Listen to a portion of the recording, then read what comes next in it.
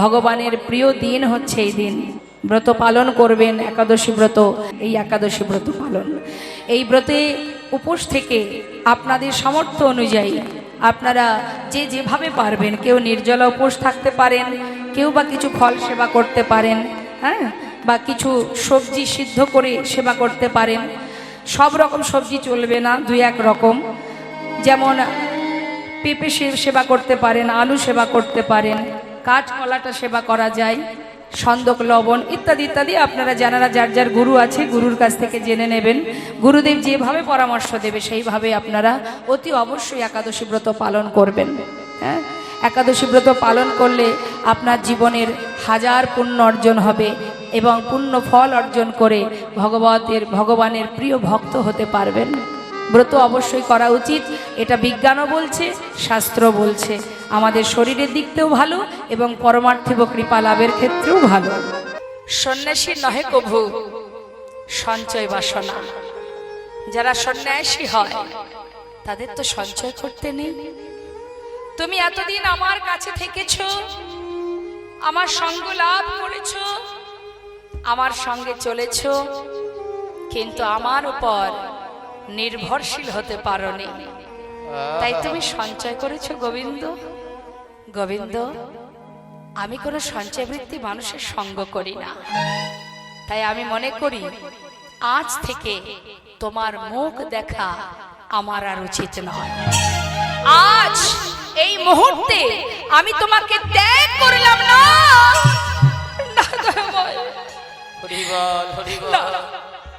তুমি একথা বলতে পারো না প্রভু, আমি তোমায় ছেড়ে থাকতে পারবো না। আমি মানছি আমি অপরাধ করেছি। প্রভু বিশ্বাস করো, আমি বুঝতে পারিনি। প্রভু, আমি তো তোমার জন্য করেছি, বলো, আমি তো আমার জন্য করিনি। এতে যদি অপরাধ হয় তুমি আমাকে মারো, তোমার যা ভালো লাগে তুমি তাই বলো, কিন্তু তুমি ছেড়ে চলে যেও না। আমি তোমায় ছেড়ে থাকতে পারবো না গৌরহরি, আমি পারবো না। গৌরহরি কোনো কথাই শুনছে না মা, তার যে কথা সেই কাজ। শোনো গোবিন্দ, আমি কোনো সঞ্চয় বৃত্তি মানুষের সঙ্গ করি না, তাই আজ থেকে আমি তোমায় ত্যাগ করলাম না।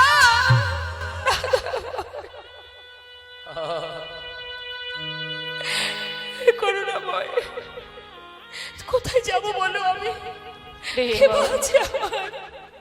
আমার যে কেউ নেই, দয়াময় আমার যে কেউ নেই, তুমি ছাড়া যে আমার আর কেউ নেই। চরণটা জড়িয়ে ধরে কাঁদছে মা। তুমি পতি পাবন হরি,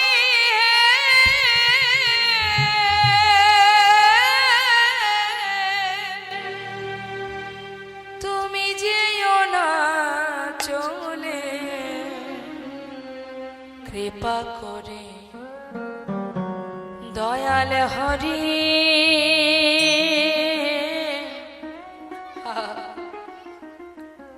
রাখো চরণে একবার কৃপা করে দয়াল হরি।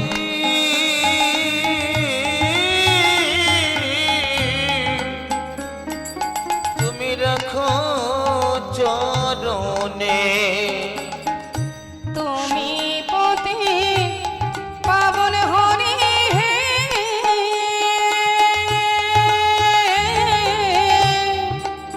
তুমি যেও না চলে,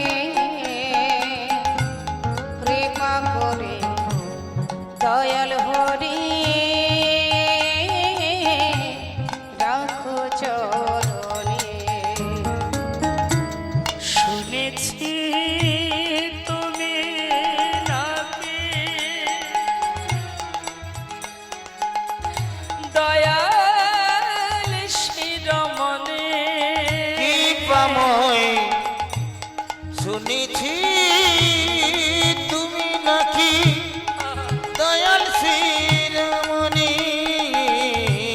নাম প্রচারিতে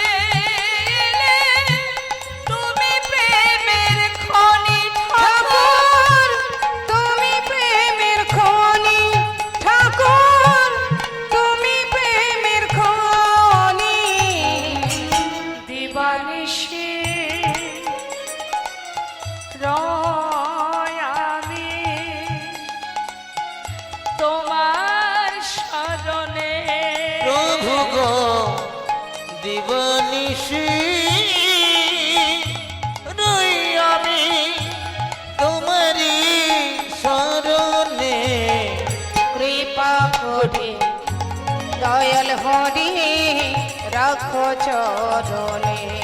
একবার কৃপা করে দয়াল হরি রাখো চরণে। গৌরী হে,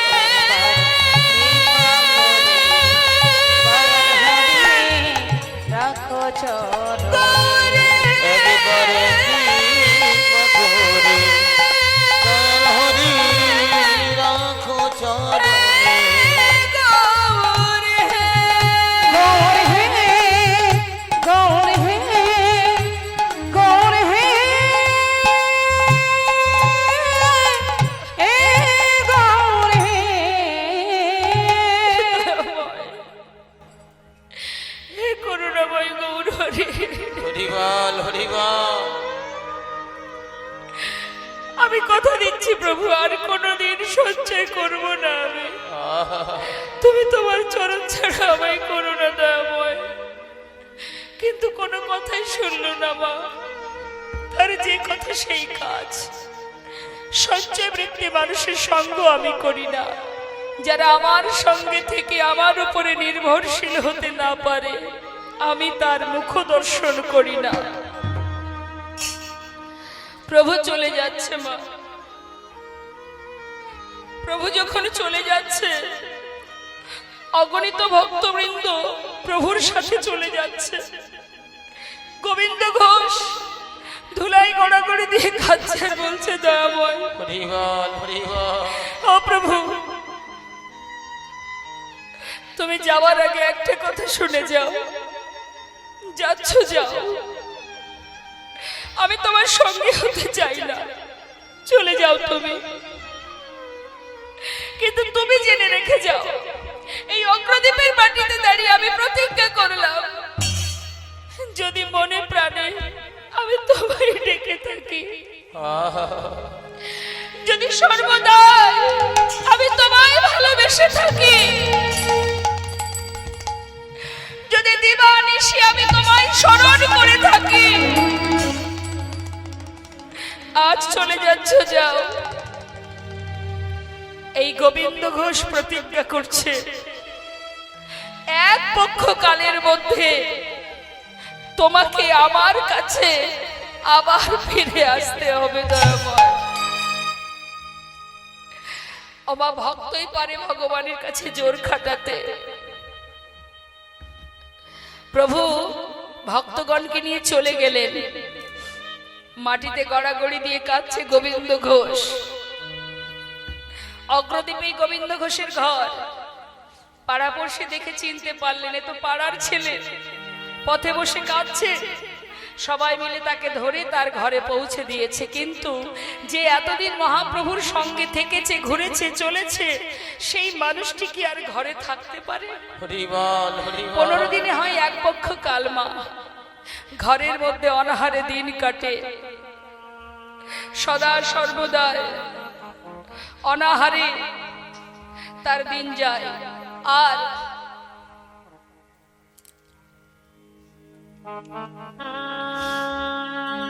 প্রভুর নাম স্মরণ করে সারাদিন। গৌর নাম ছাড়া তার মুখে আর কিছু নেই। একদিন, দুদিন, 3 দিন যেতে যেতে 13 দিন হয়ে গেল, প্রভু এলো না। পথপানে চেয়ে থাকতে থাকতে দেখতে দেখতে 13 দিন। তুমি যখন এলে না প্রভু, সবাই বলে যার কেউ নেই তার ভগবান আছে। আজ যদি সেই ভগবানই আমাকে ত্যাগ করে দেয়, তাহলে জগতে আর কি নিয়ে বাঁচবো আমি? আর চাই না।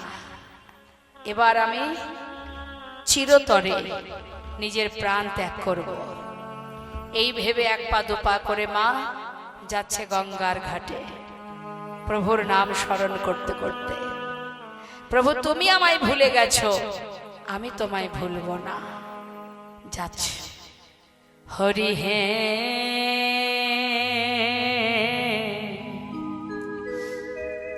বলো আমার সেদিন কবে হবে? তোমার আশা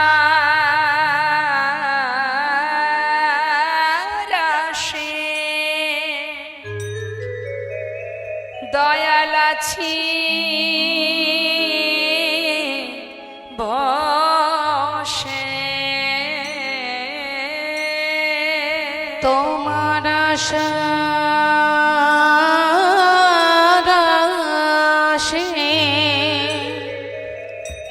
দয়াল আছি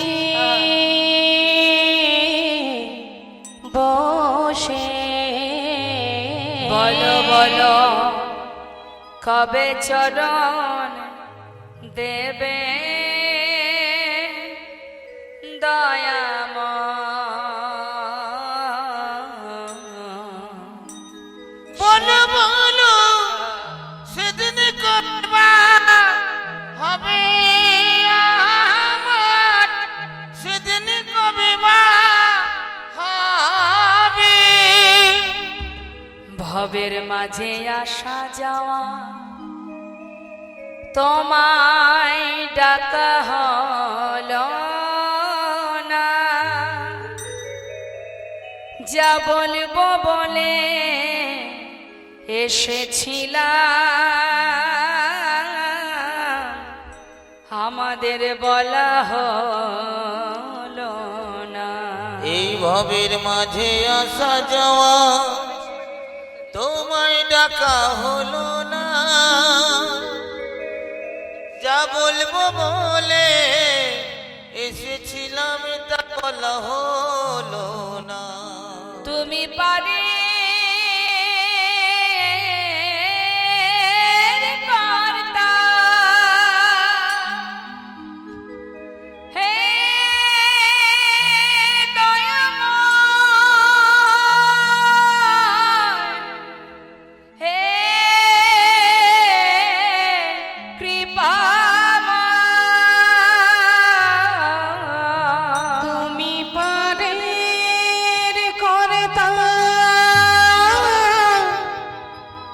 শুনি বার্তা। বলো বলো কবে পার করিবে দয়াময়। বলো বলো সেদিন কবে হবে আমার, সেদিন কবে হবে। ভক্ত যদি ডাকে ভগবানের সাধ্য নেই দূরে থাকার মা, তিনি জলে নামছে তার আগেই করুণাময় গৌরহরি তিনি রামকেলি থেকে একটা কোষ্ঠী পাথর জলে ভাসিয়ে দিয়েছেন। সেই পাথরটা এসে অগ্রদ্বীপের ঘাটে এসে পৌঁছালেন। আর গোবিন্দ ঘোষ সেই এক পা দুপা করে জলে নামছে, আর ওই পাথরটা এসে বারবার তার গায়ে লাগছে। যতবার গায়ে লাগছে ভাবছে কোনো মরা পোড়ানো কাঠ, কোষ্ঠী পাথর তো কালো কোষ্ঠী পাথর, ভেবেছে কোনো মরা পোড়ানো কাঠ। তা এই ভেবে তিনি বারবার দূরে সরিয়ে দিচ্ছে, আর যতবার সরিয়ে দিচ্ছে সেটা বারবার ভেসে ভেসে তার গায়ে এসে লাগছে। অবশেষে সেই পাথরটা হাতে নিয়ে তীরে উঠে আবর্জনার মধ্যে ছুঁড়ে ফেলে দিয়েছে। হঠাৎ দৈববাণী, গোবিন্দ গোবিন্দ। কে? কার কণ্ঠস্বর? এ তো প্রভুর কণ্ঠস্বর। তবে প্রভু তুমি কোথায়? আমি তুমি দেখতে পাচ্ছি না কেন? তুমি ঘরে ফিরে যাও, নিজেকে বিসর্জন করো না গোবিন্দ। কে তুমি? তোমায় দেখতে পাচ্ছি না কেন? আমার সামনে এসো, ফিরে যাও গোবিন্দ। আর মরা হলো না মা, ফিরে গেল। 13 দিন পার হয়ে হলো 14 দিন, 15 দিনে এক পক্ষকাল। ভক্তির ভক্তি যদি পরিপূর্ণ হয়, ভগবান নিজে আসে ভক্তের কাছে, ভক্তকে তার কাছে যেতে হয় না। অন্তর্যামী গৌর সুন্দর অন্তরে জানতে পেরে তিনি রামকেলিটা মা মালদাতে, সেখান থেকে আবার ফিরে এলেন অগ্রদ্বীপে। অগ্রদ্বীপে এসে গোবিন্দ ঘোষের ঘরের সামনে দাঁড়িয়ে ডাকছে, গোবিন্দ। কে? দরজা খোলো। যেই না বলেছি গোবিন্দ ঘোষ দরজা খুলে সামনে মহাপ্রভুকে দর্শন করে চরণটা জড়িয়ে আছাড় খেয়ে চরণ তলে লুটিয়ে পড়েছে। দয়াময় এসেছো গৌর হরি, এসেছো তুমি। হরি বল, আর হরি পারবো বল। না, তোমায় ছেড়ে থাকতে পারবো না দয়াময়। ও প্রভু, বলো তুমি আমায় আর কোনোদিন তোমার চরণ ছাড়া করবে না। বেশ, শান্ত হও। এসেছি মানে কোনোদিন তোমাকে আমার সঙ্গ ছাড়া করব না। কিন্তু আমি যে আসবো তুমি তো জানতে গোবিন্দ? না তো প্রভু। কেন? আমার আগমন বার্তা তো আমি অনেক আগেই পাঠিয়ে দিয়েছি। পাওনি? না, কেউ তো কিছু বলেনি আমার। ও গোবিন্দ, গঙ্গায় ডুবে মরতে গিয়েছিলে? হ্যাঁ। কিছু পেয়েছিলে? একটা পোড়া কাষ্ঠ। কোথায় সেটা? আবর্জনাতে ফেলে রেখে এসেছি প্রভু। যাও যাও, শিগগিরই নিয়ে এসো। ছুটতে ছুটতে সেই আবর্জনার মধ্যে থেকে সেটাকে তুলে দেখছে মা, এটা তো পোড়া কাষ্ঠ নয়, এটা কষ্টি পাথর, লেখা আছে কৃষ্ণ নাম। প্রভুর কাছে এসে যেই না দিলেন, গৌর হরি বললেন, শোনো গোবিন্দ, এই ছিল আমার আগমন বার্তা, তুমি বুঝতে পারোনি। শোনো, এটা দিয়ে একটা বিগ্রহ তৈরি করা হবে, আর সেই বিগ্রহ আমি তোমার ঘরে প্রতিষ্ঠা করব, তার নাম দেব আমি, সেবা দেবে তুমি। তাই হবে প্রভু। বিগ্রহ স্থাপন করলেন, নাম দিলেন গোপীনাথ। প্রতিদিন ভিক্ষা করে যা পাবে পুরোটাই গোপীনাথের সেবায় দেবে, সঞ্চয় করে রেখো না কিন্তু। আরো বলি শোনো, একা একা ভালো লাগবে না, একটা বিবাহ করো। এবার চিন্তা করুন মা, সারা জীবন ধরে ভগবান পরীক্ষা করতে করতে করতে করতে এখনো শেষ হয়নি পরীক্ষা, আবার পরীক্ষা, এবার একেবারে বড় সড় পরীক্ষা মা, সংসার জীবন। নেতাই গৌর হরি বল। যতদিন কাছে ছিল ততদিন তো পরীক্ষার পরে পরীক্ষা করেছে, এবার তাকে আলাদা করে সংসার দিয়ে দেখছে যে ভক্ত সংসারে আবদ্ধ হয়ে, মায়ার জালে আবদ্ধ হয়ে আমাকে মনে রাখে কিনা। হরি বল। যেই না বলেছে তুমি একটা বিবাহ করো, গোবিন্দ ঘোষ প্রভুর কথা মতো রাজি হলেন। তাই হবে প্রভু। কিন্তু গোবিন্দ, এই যে বিগ্রহ, তাকে যদি তুমি সেবা দাও, সেই সেবা আমি পাবো। কারণ আমাদের আর গোপীনাথে একই অঙ্গ হয়, গোপীনাথের সেবা দিলে আমি পাইব নিশ্চয়। গোপীনাথের সেবা দিলে আমি পাইব নিশ্চয়। আমাদের আর গোপীনাথে অভেদ জানিও, শুদ্ধ ভক্তিতে গোপীনাথে সেবা যে করিও। ভক্তিতে গোপীনাথের সেবা যে করিও। তাই হবে প্রভু, তাই হবে। প্রভু আমার চলে গেলেন মা, আর ভক্তগণকে আহা, প্রভুর কথা মতো প্রতিদিন গোবিন্দ ঘোষ জীবের দ্বারে দ্বারে, মানে ভক্তের দ্বারে দ্বারে ভিক্ষা করে যা পায় দিনে 4 বার সেবা দেয়। 4 বার সেবা দিতে দিতে প্রভুর কথা মতো একটা শুভ দিন দেখে সুকন্যার সন্ধান পেয়ে বিবাহ করলেন। বিবাহের পর স্ত্রী ঘরে এলো, সেদিন থেকে ভগবানের সেবা 4 বারের জায়গায় 1 বার কমে গিয়ে হলো 3 বার। 1 বছর যেতে না যেতে একটি পুত্র হলো, ছেলের নাম দিলেন ভগবানের নামে। ঘরে যে বিগ্রহ আছে তার নাম কি? গোপীনাথ। ছেলের নামও দিয়েছে গোপীনাথ। এটা কিন্তু বুদ্ধিমানের কাজ মা। ভগবানের নামে নাম দিয়েছে কেন? শেষের দিনে যদি সব কিছু ভুলে যায়, নিজের ঔরসজাত সন্তানের নাম তো আর ভুলবো না, তাই ছেলের নাম ধরে যদি ডাকি তবু তো প্রভুর নামটা উচ্চারণ করা হবে। তাই বুদ্ধি করে ভগবানের নামে নাম দিয়েছে। ছেলের নাম গোপীনাথ। এটা পুত্র গোপীনাথ, এটা বিগ্রহ গোপীনাথ। আমি 2 পুত্রের পিতা। কিন্তু সন্তান যেদিন ঘরে এলো, সেদিন থেকে ভগবানের সেবা কমে গিয়ে হয়ে গেল 2 বার। এটা শুধু গোবিন্দ ঘোষ নয়, এটা আমাদেরও হয়। সারাদিন আমাদের জীবনে যখন কিচ্ছু থাকে না মা, তখন আমরা সারাদিন হা কৃষ্ণ কৃষ্ণ, হে প্রভু, হে করুণাময়, হে দয়াময়, প্রভুর নাম ছাড়া আর কিছু থাকে না। আর যখন ভগবান আমাদের একটা একটা করে মনোবাঞ্ছা মায়ার সংসারে এই বিভিন্ন রকমের মোহ মায়া এটা সেটা সব দিতে শুরু করে দেয়, একটু একটু করে যখন এটা ওটা পেতে থাকি মা, পেতে পেতে এমন একটা সময় আসে দিন অন্তে ভগবানকে একবার সেবা দেব, সেই সময় খুঁজে আমরা পাই না। বাড়ির ছোট ছোট বাচ্চাদের বলি, হ্যাঁ রে আমার কিন্তু ঠাকুর ঘরে যাওয়ার টাইম নেই, তুই অন্তত বাতাসা জল বাতাসা দিয়ে তারপরে যাস, আমার বলো সময় হবে না। হরি বল। তার মানে কি, মায়ার সংসার যখন বড় হয়ে যায় তখন ভগবান আমাদের থেকে দূরে সরে যায়, তাই না? ভগবান দূরে সরে যায়, কারণ আমরা তো সময় করতে পারবো না, কখন করব?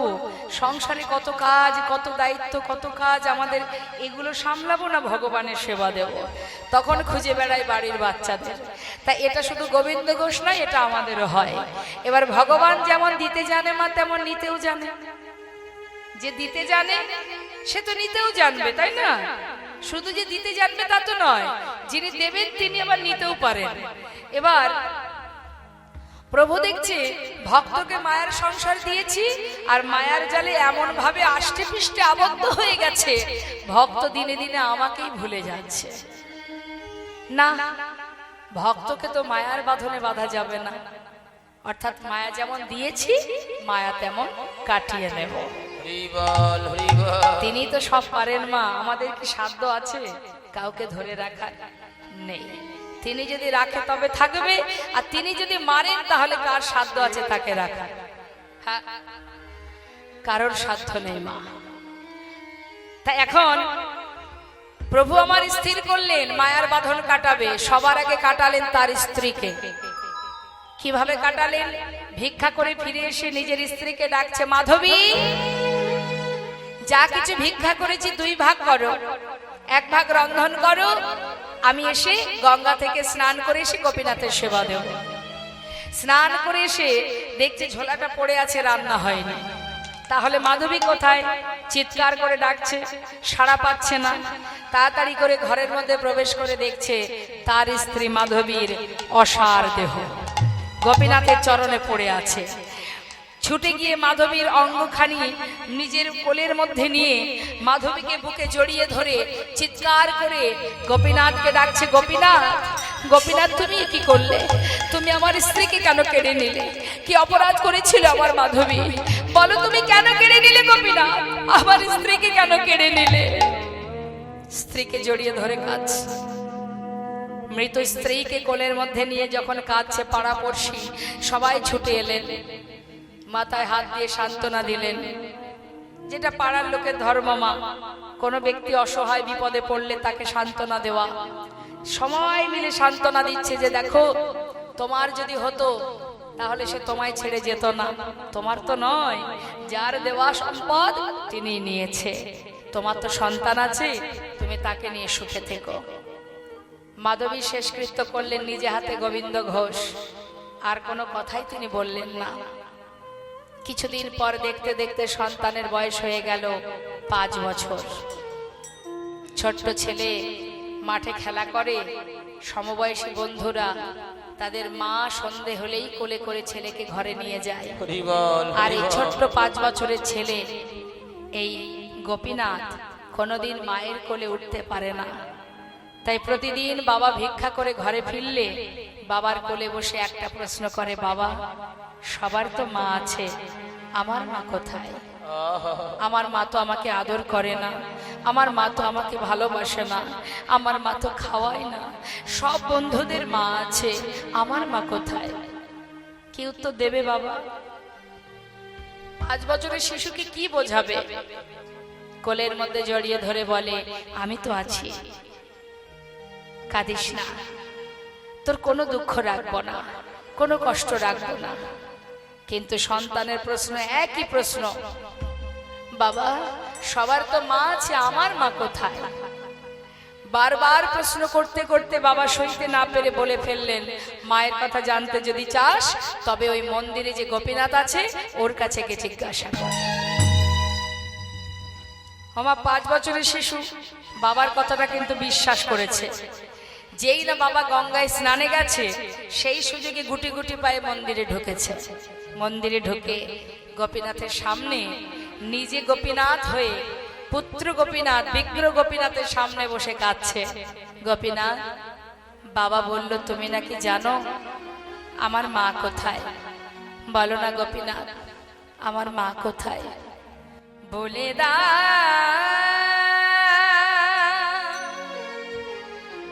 হে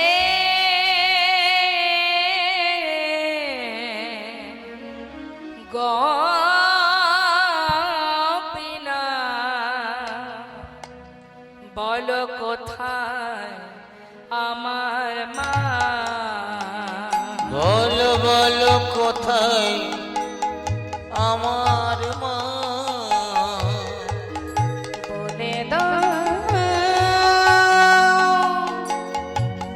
হে গোপীনাথ, বলো কোথায় আমার মা? হারিয়ে গেছে মা যে আমার, আমি খুঁজে পেলাম না না না। বলো বলো কোথায় আমার মা? বলে দাও হে গোপীনাথ, বলো কোথায় আমার মা? ডাকি আমি মা মা বলে, মাঝে আমার নেই না কোলে।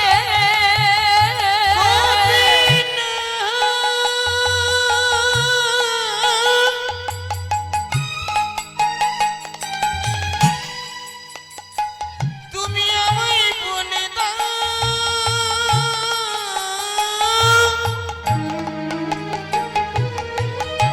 বলো কোথায় আমার মা আছে?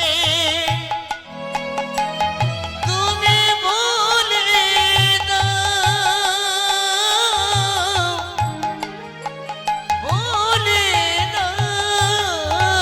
ডাকি আমি মা মা বলে, মাঝে আমায় নেই না কোলে।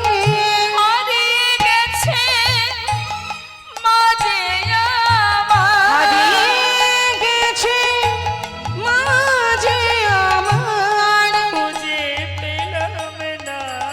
বলো বলো কোথায় আমার মা? বলে দাও হে গোপীনাথ, বলো বলো কোথায় আমার মা? বলো কোথায় আমার মা? বলো কোথায় আমার মা? ওমা, পূর্বস্থলীতে এসে মহাপ্রভু জিজ্ঞাসা করছে গোবিন্দ ঘোষকে, আবার পরীক্ষা। পরীক্ষার কিন্তু শেষ নেই মা, অন্ত নেই। একটার পর একটা ভক্তকে পরীক্ষা করে যাচ্ছেন মহাপ্রভু। অগোবিন্দ, এটা কোথায়? হ্যাঁ, তাহলে আমরা পূর্বস্থলীতে এসেছি। ওমা, কোথায় নীলাচল? আর পূর্বস্থলীটা কোথায়? নবদ্বীপের পরেই আছে পূর্বস্থলী। হ্যাঁ, তাহলে নীলাচল থেকে যাত্রা করেছে, নীলাচল থেকে বেরিয়েছে, নবদ্বীপে এসে পৌঁছালেন, তার পাশে পূর্বস্থলী। পূর্বস্থলীতে যখন এলেন, গৌর হরি বললেন, ভক্ত আর যাব না, বেশ কিছুদিন হলো যাত্রা করেছি, এখনো কোথাও সেবা করা হয়নি, তাই এখানে সেবার ব্যবস্থা করো। যেই বলেছে সেবার ব্যবস্থা করো, কাকে দায়িত্ব দিয়েছে? মা গোবিন্দ ঘোষকে। যেই দায়িত্ব দিয়েছে, গোবিন্দ ঘোষের একটু মনে মনে রাগ হয়েছে। রাগটা মানে কেমন রাগ, মানে ক্ষোভ, যে প্রভু তুমি বললে বটে, একবারও চিন্তা করলে না যে এত ভক্তের সেবার দায়িত্ব ভার আমি একা কি করে বহন করব, আমার কথা একবারও ভাবলে না। কিন্তু যার ভাবনা তো সেই ভাবে। আমরা অনেক কিছু চিন্তা করি মা, কিন্তু আমাদের উপরে যিনি আছেন, যিনি সর্বদাই আমাদের কথা চিন্তা করেন। তুমি হাজার কথা ভাবো না, হাজার চিন্তা করো, তার যেটা ইচ্ছা সেটাই তোমাকে নিতে হবে। হ্যাঁ, আমরা যেটা চাই, আমরা মনে মনে যেটা চাই, আমরা সেই পথে এগিয়ে যাই, কিন্তু ভগবান যেটা চান আমরা কিন্তু সেটাই পাই, তাই না? তাহলে আমাদের কাজ কি? আমাদের কাজ ভগবান যেটা চাইছে সেটা যদি আমরা করতে পারি, তাহলে ভগবান আমাদের সেই মনোবাঞ্ছাই পূর্ণ করবে যেটা আমি চাইব। অর্থাৎ জীব কোটি বাঞ্ছা করে, কৃষ্ণের যে ইচ্ছা সেই ফল ধরে। ভাবছো বসে চলবে কিসে, তুমি ভাববার কে? যার ভাবনা সেই ভাবে, তুমি ভাবো তাকে। তুমি তার চিন্তা করো, সে তোমার কথা ভাববে। তুমি মনে মনে যেটা আশা করবে, স্বপ্ন দেখবে, তোমার স্বপ্ন ভগবান পূরণ করবে যদি তুমি তার ইচ্ছা মতো চলতে পারো, যদি তার কথাই তুমি চলো। কিন্তু আমরা তার কথাই না চলে আমরা আমাদের মতো চলি, যার কারণে যেটা চাই সেটা পাই না, কারণ ভগবান যেটা দেবে সেটাই তোমায় পেতে হবে। তাই আজ দেখুন না, পূর্বস্থলীতে আসা মাত্র গোবিন্দ ঘোষের মনটা খুব খারাপ যে আমি এত দায়িত্ব কি করে নেব একা। কিন্তু আগেই বলেছি মা, পূর্বস্থলীটা নবদ্বীপ থেকে বেশি দূর নয়, নবদ্বীপ থেকে এগিয়ে গেলেই তারপরেই পূর্বস্থলী। এখন নবদ্বীপবাসী খবর পেয়ে গেছে যে নীলাচল থেকে গৌর এসেছে পূর্বস্থলীতে। নদেবাসী তো গৌরহরিকে ভালোবাসে না, সেই জন্য তারা সবাই গৌর এসেছে শুনে পাগলের মতো ছুটছে, যে যেমন পারছে প্রভুর সেবার বস্তু নিয়ে যাচ্ছে, কারোর হাত খালি নেই। এই জন্য বলে মা, কিছু কিছু জায়গা আছে যেখানে কখনো খালি হাতে যেতে নেই। যদি কখনো নবদ্বীপে গৌর দর্শনে যান, খালি হাতে যাবেন না, আপনার যেমন পারো কথা কিছু না কিছু নিয়ে যাবেন। আর একটা জায়গা কি, সেটা হচ্ছে গুরুকুল, মানে গুরু আশ্রমে। যদি কখনো গুরু পাঠে যান, গুরু আশ্রমে যান, সেখানেও কখনো শূন্য হাতে যাবেন না, কিছু না কিছু গুরুদেবের চরণে দিয়ে আসবেন। আর একটা জায়গা আছে, যেমন যখন বাচ্চাদের শিশুদের প্রথম মুখ দেখা হয়, অন্নপ্রাশন হয়, তখন সমস্ত ভক্তরা আসে না মা, আসে তো। অন্নপ্রাশনে কোনোদিন কেউ খালি হাতে যায়? বাচ্চার মুখ যখন দেখতে যায় মানুষ, তখন কিন্তু কেউ খালি হাতে যায় না, কিছু না কিছু সেই শিশুর জন্য নিয়ে যেতে হয়। এগুলো নিয়ম, এগুলো করতে হয়, এটা আমাদের মানুষের ধর্ম, মানুষের কর্ম। জয় রাধে। তাই এবার কি হচ্ছে মা,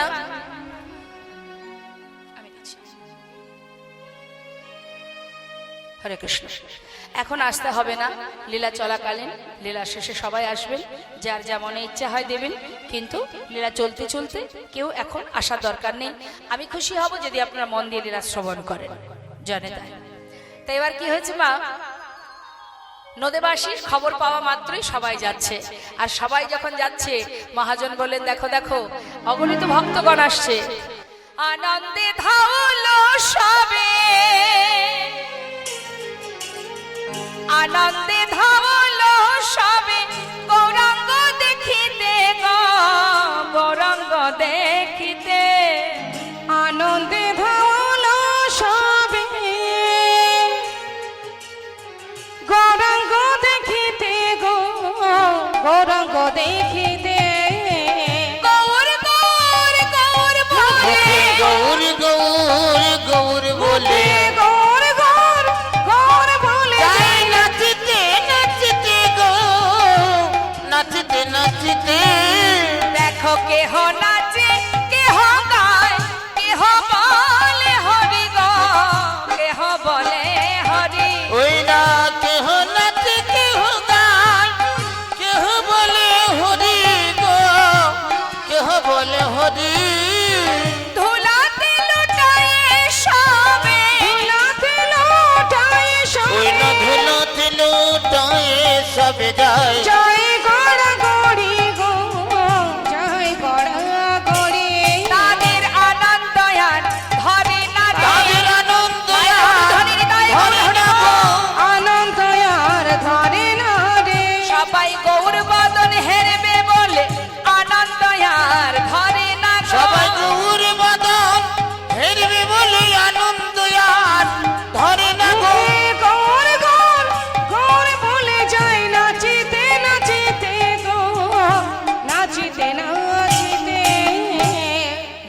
এসে পৌঁছালেন মা পূর্বস্থলীতে। অগণিত ভক্তকে দেখে গৌরহরি গোবিন্দ ঘোষকে ডেকে বললেন, গোবিন্দ, খুব চিন্তা করছিলে তাই না? অগোবিন্দ, বড় চিন্তায় ছিলে কি দিয়ে কি হবে। দেখো দেখো, অগণিত ভক্ত আসছে, কেউ খালি হাতে নয়, সবার হাতে সেবার বস্তু। তা না, আর দেরি কেন? এবার সবার কাছ থেকে সেবার বস্তু এক জায়গায় করে রান্না তো করো, যাও। এবার রন্ধন হয়েছে মা, মহাপ্রভুর সেবাও হয়েছে। সেবার পর মহাপ্রভু গোবিন্দ ঘোষের কাছে হাতটা বাড়ালেন, অগোবিন্দ, সেবা তো দিলে, এবার দাও। গোবিন্দ ঘোষ বলছে, ও প্রভু, সেবা তো হয়ে গেল, আবার কি চাই? সেবার পরে কি দিতে হয় জানো না? আমার একটু মুখশুদ্ধি চাই। কি গো মা, কি মুখশুদ্ধি পান আমার প্রভু? হরিতকি। ও দয়াময়, কি মুখশুদ্ধি লাগবে তোমার জানো না? আমার একটু হরিতকি চাই। এই কথা, ঠিক আছে তুমি বসো, আমি এক্ষুনি যাবো আর আসবো। এই বলে গোবিন্দ ঘোষ এবার গ্রামের মধ্যে গিয়ে ভিক্ষা করছে মুখশুদ্ধি। মুখশুদ্ধি মাগিবার তরে গোবিন্দ চলিল, মুখশুদ্ধি মাগিবার তরে, মুখশুদ্ধি মাগিবার তরে গোবিন্দ চলিল। মুখশুদ্ধি মাগিবার তরে গোবিন্দ চলিল। মুখশুদ্ধি দাও না মোরে, একটা মুখশুদ্ধি দাও না মোরে, মুখশুদ্ধি দাও না মোরে, মুখশুদ্ধি দাও না মোরে। মহাপ্রভুর সেবার তরে মুখশুদ্ধি দাও না আমার মোরে। মহাপ্রভুর সেবার তরে মুখশুদ্ধি দাও না মোরে। মুখশুদ্ধি লাগি প্রভু করে বানাইলা, তুইটি হরিত কি মাগিয়া লইলা। তুইটি হরিত কি ইয়া। আমার দুটো হরিতকে ভিক্ষা করেছে, ভিক্ষা করে ফিরে আসছে। ছুটতে ছুটতে গিয়েছে 3 ক্রোশ পথ, আবার ফিরে আসছে, তাহলে 3 3 6 অনেক পথ। কিছুটা আসার পরে হাঁপিয়ে উঠেছে, একটা গাছের গোড়ায় বসে বিশ্রাম করছে। গোবিন্দ ঘোষ আর চিন্তা করছে, কালকের মতো যদি প্রভু, আজকের মতো যদি কালও চাই, আজকে যেমন চাইলেন, কাল যদি আবার কোথাও গিয়ে বলে গোবিন্দ মুখশুদ্ধি দাও, আজকে 6 ক্রোশ পথ আমাকে অতিক্রম করতে হচ্ছে, কাল যদি আরো বেশি যেতে হয়, তার থেকে একটা কাজ করলে হয় না? দুটো হরিতকে দিয়ে কাজ কি? যে এত বড় ভান্ডের ঘোল একা সেবা করতে পারে, তার কাছে দুটো হরিত কি কোনো ব্যাপার? তার থেকে একটা আমার কাছে থাক, আর একটা প্রভুকে দেবো, সে তো আর জানছে না আমি কি দিয়ে কি করছি। এটা কিন্তু আমরাও ভাবি, মানুষের চোখের আড়ালে আমরা অনেক পাপ করি, মানুষকে লুকিয়ে, মানুষের চোখের ফাঁকি দিয়ে অনেক পাপ করি, আমরা প্রচুর পাপ করি। আর মনে মনে ভাবি, ও তো দেখতে পাচ্ছে না, সমস্যা কোথায়? কিন্তু তুমি একটা কথা জেনে রাখো, মানুষ দেখতে না পেলে কি হবে? তোমার ভাগ্য তো দেখতে পাচ্ছে তোমায়, তাই গৌর হরি বল। ঠিক সময় মতো তার ফল পাবে, একেবারে সুদে আসলে ফেরত পাবে। হ্যাঁ, তাই মাথায় রাখবে, যে কোনো কর্ম করার সময় পাপ করছো কি না করছো, তোমার বিবেক, এখানে যিনি আছেন পরমাত্মা অন্তর্যামী, গুরু কিন্তু 3 প্রকার। মাতা পিতা প্রথম গুরু, যিনি মন্ত্র দেন, কৃষ্ণ মন্ত্র দেন, তিনি হচ্ছেন আমাদের দীক্ষা গুরু। আর তৃতীয় হচ্ছে অন্তর্যামী, যিনি এখানে আছেন। কোনো পাপ কাজ করার সময়, কোনো অন্যায় করার সময়, কোনো ভুল করার সময় আমাদের বিবেক থেকে কিন্তু সাড়া দেয়, অন্তর থেকে সাড়া দেয় যে না না, এটা ঠিক নয়, এটা তো পাপ, এটা ভুল, এই পথে যাওয়া ঠিক নয়, এই পথে যাওয়া উচিত। আমাদের অন্তরে সাড়া দেয়, তথাপিও আমরা জেনে শুনে সেই ভুল করি। একবার হলেও তোমার অন্তর্যামী পরমাত্মা, সে কিন্তু তোমাকে স্মরণ করাবেই যে তুমি ভুল করছো। আমরা সব বুঝেও জেনে শুনে বিষ করেছি পান, আমরা জেনে শুনে বারবার সেই ভুল করি। মানুষ তো দেখতে পাচ্ছে না, কিন্তু 5 জনের ফাঁকি তুমি দেবে কি করে মা? যেখানে তুমি বিরাজ করছো, যে পৃথিবীতে, অর্থাৎ এই যে প্রকৃতি, প্রকৃতির ফাঁকি কেউ দিতে পারবে? পৃথিবীর যে প্রান্তে তুমি যাও না কেন, প্রকৃতির মধ্যেই তোমাকে থাকতে হবে, তাহলে প্রকৃতির ফাঁকি কেউ দিতে পারে না। সময় কাল, সময় কারোর বন্ধু নয়, সময়ের ফাঁকি কেউ দিতে পারে না। তাহলে দ্বিতীয় আর তৃতীয়কে রাত্রেবেলা চন্দ্রদেব, দিনের বেলা সূর্যদেব, আর 5কে অন্তর্যামী ভগবান। পরমাত্মা। এই যে শ্বাস, ইনি হচ্ছেন স্বয়ং। এই শ্বাসই হচ্ছে ভগবানের অংশ। যে শ্বাস এর মধ্যে আছে তাই আমি আছি। হরি বল। যেদিন এই শ্বাস চলে যাবে সেদিন আর কিচ্ছু জগতে থাকবে না। তাহলে আমি মানে কি? এই পৃথিবীতে যা কিছু দেখছি সবই মিথ্যা, সত্য শুধু পরমাত্মা, দীর্ঘশ্বাস। এটাই আমি মা। আমার দেহটাকে কেটে টুকরো করলেও খুঁজে পাবেন না যে এর মধ্যে আমি কোথায় আছি। দেহের মধ্যে সব আছে, হাত আছে, পা আছে, চোখ, কান, নাক, মুখ সবই আছে, কিন্তু দেহের মধ্যে আমি কোথায় আছি খুঁজে পাওয়া যাবে? আমি যদি এখন মারা যাই, সবাই তো বলবে কি হয়েছে, না শম্পা গোস্বামী মারা গেছে, তাই তো? কেউ হয়তো বলবে কোথায় মারা গেছে, এই তো শুয়ে আছে, সবই তো আছে, দেহের সবই আছে, তাহলে মারা গেছে কোথায়? না না, সে মরেনি। বললে তখন উত্তর পাবেন এটাই যে দেখো, দেহ আছে, সবই আছে, কিন্তু সে আর নেই। অর্থাৎ সে মানে এই যে শ্বাস, আত্মা, সূক্ষ্ম আত্মা, যেটা চোখে দেখা যায় না, যার কোনো মৃত্যু নেই, যার কোনো ক্ষয় নেই, যার কোনো রং নেই।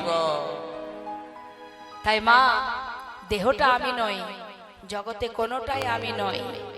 জীবনে যা পেয়েছি এখানে আসার পরে পেয়েছি, মাথায় রাখবেন। আবার যখন চলে যাব সব রেখে চলে যেতে হবে, কিচ্ছু নিয়ে যেতে পারবে না তুমি, কোনো কিছুর অধিকার নেই তোমার, সব ফেলে চলে যেতে হবে। তাই তো এক ভক্ত ভগবানকে বলছে, হে প্রভু, এই পৃথিবীতে সবই তো তোমার, আমরা শুধু বড়াই করি, মূর্খের মতো, বোকার মতো আমার আমার করে হানাহানি করছি। তোমার ঘর, তোমার বাড়ি, তোমারই খায়, তোমার পরি, তোমার ঘর, তোমার বাড়ি, আর তোমারই খাই, তোমার পরি। তোমার দেশে ঘুরি ফিরি, তোমার দেশে, এটা তোমার দেশ প্রভু, তোমার দেশে ঘুরি ফিরি, কিন্তু তোমায় পাই না। হরি বলেতে কেন নয়ন ঝরে না? ওই নয়ন ঝরে না, বলতে কেন নয়ন ঝরে না? ওগো তোমার টাকা, তোমার কড়ি, কি গো মা, অর্থ কোনোদিন কারোর কাছে বাধা থাকে? থাকে কি? টাকা আপনি চিরতরে চিরতরে চিরকালের জন্য নিজের কাছে রেখে দিতে পারবেন? তাহলে আপনি কোনো না কোনো জায়গা থেকে এনেছেন, আবার সেখান থেকে আপনি কাউকে দেবেন, সে আর একজনকে দেবে। অর্থাৎ লক্ষ্মী চঞ্চলা, লক্ষ্মী কারোর কাছে থাকে না। তোমার কর্ম যেটুকু হবে সেই কর্মের ফল তুমি ভোগ করবে, তাছাড়া জগতে কিছুই তোমার নয়। তাই বলছে ভক্ত, তোমার টাকা, তোমার কড়ি, শুধু আমার আমার করে মরি। তোমার টাকা, তোমার করি,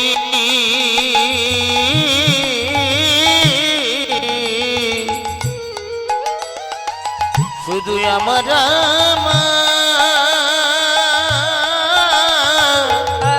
করি মরি। ওগো তোমার দেশ, তোমার তবিল নারী চারি, তোমার তবিল নারী চারি, তোমায় পাই না। হরি বলেতে কেন নয়ন ঝরে না? ও নয়ন ঝরে না, বলতে কেন নয়ন ঝরে না? তাহলে জগতে মা, জগতে কোনো কিছুই আমার নয়। আমার বলতে একমাত্র যদি থাকে তোমার সম্বল, অনাদি আদি গোবিন্দের রাঙা চরণ যুগল, তাছাড়া তোমার পৃথিবীতে আর কিছু নাই। আজ গোবিন্দ ঘোষ ওই দুটো হরিতকি সঞ্চয় করে মহাপ্রভুর হাতে একটা রেখে দিলেন আর একটা প্রভুকে দিলেন। অন্তর্যামী অন্তরে জানতে পারলেন, মুখে কিছু বললেন না। এবার মুখে না বলে তিনি হাতে করে দেখাবেন। গোবিন্দ দয়াময়, যাক সেবা হলো, আর দেরি নয়, চলো আবার যাত্রা করি। ভক্তগণকে নিয়ে যাত্রা করলেন মা। যাচ্ছে মা, নানা তীর্থ ঘুরছে। এবার ওই পূর্বস্থলী থেকে যাত্রা করেছে, এসে পৌঁছালেন কোথায়? পূর্বস্থলী থেকে যদি আপনি গঙ্গা পার হন, গঙ্গা পার হলেই আসে অগ্রদ্বীপ। ওই অগ্রদ্বীপে এসে পৌঁছালেন, কারণ মহাপ্রভু স্থির করলেন যে গোবিন্দ ঘোষ আমার জন্য সঞ্চয় করে রেখেছে, আমি ওর মুখদর্শন আর করব না। তাই নিয়ে গেলেন কোথায়? যেখান থেকে গোবিন্দ ঘোষ নীলাচলে গিয়েছিলেন অগ্রদ্বীপ থেকে, সেই অগ্রদ্বীপে পৌঁছে মহাপ্রভু বললেন, শোনো গোবিন্দ, এটা কোথায়? এটা কোথায়? পর দিবসেতে প্রভু অগ্রদ্বীপে আইলা। পর দিবসেতে প্রভু, পর দিবসেতে প্রভু অগ্রদ্বীপে আইলা। অগোবিন্দ, অগ্রদ্বীপে এসেছি যখন, তাহলে এক কাজ করি, বলি এই অগ্রদ্বীপে কোথাও আর যাব না, এখানে সেবার ব্যবস্থা করো। হ্যাঁ, বেশ তাই হবে প্রভু। এবার রন্ধন হয়েছে মা, রন্ধন করে গোবিন্দ ঘোষ প্রভুর সেবা দিয়েছে। সেবার পর প্রভু আবার হাত বাড়িয়েছে। মুখশুতি লাগি প্রভু কর বাড়াইলা, মুখশুতি লাগি প্রভু কর বাড়াইলা। মুখশুতি দাও না মোরে, মুখশুতি দাও না মোরে, মুখশুতি দাও না মোরে, মুখশুতি দাও না মোরে। ভজনের অবশেষে মুখশুতি দাও না মোরে, ভজনের অবশেষে মুখশুতি দাও না মোরে। মুখশুতি লাগি প্রভু করে বাড়াইলা, মুখশুতি লাগি প্রভু করে বাড়াইলা। হরিবল হরিবল। যেহেতু আজ এখানে অধিবাস হয়েছে, পরবর্তীতে এখনো অন্যান্য দিন আগামীকাল এখানে নাম চলবে, তাই তো? কি চলবে? ভোগ হবে কাল। তো যেহেতু এখনো ভোগ বাকি আছে মা, তাই আমরা চাইবো না কোনো মহন্ত, কোনো ভক্ত আমাদের কাছ থেকে দূরে সরে যাক। তাই আমরা মৃত্যু পর্যন্ত যাব না, ভক্ত আর ভগবানকে এখানে মিলনে রাখবো। কারণ মৃত্যু পর্যন্ত আমরা যেতে চাই না, যেহেতু আমাদের এই সুন্দর বৃন্দাবন, সুন্দর নবদ্বীপ ধাম সবাই যেন থাকে, কেউ যেন আমাদের ছেড়ে না যায়, এটাই আমাদের কাম্য থাকবে। তাই আজ আপনারা অগ্রদ্বীপে যদি যান, কখনো দর্শন করে আসবেন, যেখানে চৈত্র মাসে মধুকৃষ্ণ একাদশী তিথিতে ভগবান সেই ভক্তের জন্য আজও যে শ্রাদ্ধ আদি ক্রিয়াকর্ম আজও করে চলেছে, করছে, এবং যতদিন পৃথিবীতে চন্দ্র সূর্যের উদয় হবে ততদিনই এই ক্রিয়া চলবে মা। যদি প্রকৃত কেউ ভগবানকে ভালোবাসতে পারে, ভগবান বলেন যে আমাকে জয়ছে ভজে আমি তারে ভজিত হইছে। সে আমাকে যেমন করে ডাকবে আমি তার তেমন ভাবেই বাঞ্ছা পূর্ণ করব। তাই মা, আজ স্বয়ং ভগবান দেখিয়ে গেলেন যে ভক্তের জন্য আমি সন্তান হয়ে ভক্তকে পিতা রূপে তার সকল মনোবাঞ্ছা আমি পূর্ণ করেছি। তাই মাগো, এখান থেকে আমাদের একটা জিনিস জানতে হবে, আমাদের সবাইকে মনে রাখতে হবে যে ডাকার মতো যদি ডাকতে পারো, ভালোবাসতে পারো, সুখে দুঃখে ভালো মন্দে সর্বদাই সে তোমারই কাছে আছে। সর্বদাই তোমার মনোবাঞ্ছা সে পূর্ণ করবে যদি তুমি ডাকার মতো ডাকতে পারো, ভালোবাসতে পারো। ডাকার জন্য টাকা পয়সা ধন সম্পদ লাগে না মা, ডাকার জন্য শুদ্ধ হৃদয়ের, শুদ্ধ চিত্তের, শুদ্ধ ভক্তি চাই, শুদ্ধ প্রেম। আজ একটি ভালো দিন আমাদের। আজকে কবিগুরু বিশ্বকবি রবীন্দ্রনাথ ঠাকুর, যার জন্ম জয়ন্তী আজ। আজকের দিনে বিশ্বকবি রবীন্দ্রনাথ ঠাকুরের একটি গান আমি গাই, ছোট্ট করে 2 লাইন। কবিগুরু রবীন্দ্রনাথ ঠাকুর তিনি প্রভুর চরণ স্মরণ করেছিলেন আর বলেছিলেন, দয়াময়, আমার হিয়ার মাঝে লুকিয়েছিলে, দেখতে আমি পাইনি তোমায়, দেখতে আমি পাইনি। আমার হিয়ার মাঝে লুকিয়েছিলে, দেখতে আমি পাইনি তোমায়, দেখতে আমি পাইনি। বাহির পানে চোখ মেলেছি, বাহির পানে আমার হৃদয় পানে চাই। আমার হিয়ার মাঝে